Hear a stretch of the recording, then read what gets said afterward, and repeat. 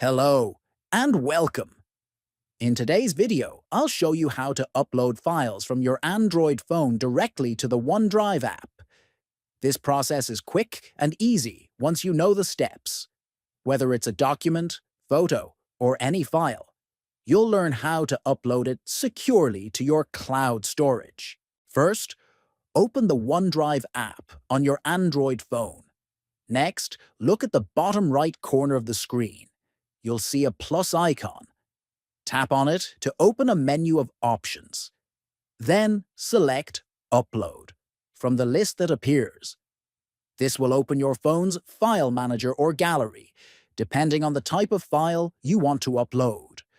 After that, browse through your device's storage and tap on the file you want to upload. You can select one file or multiple files at once. Once selected, the upload will begin automatically.